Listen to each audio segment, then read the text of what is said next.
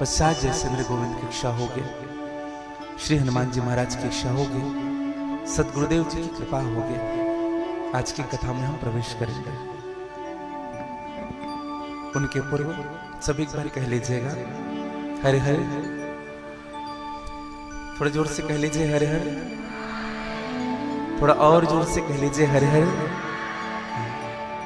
और बड़े भाव के साथ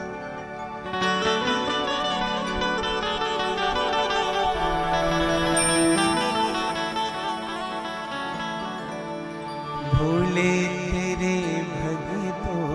को बाबा तेरे भगतों को तेरा ही सहारा है बाबा।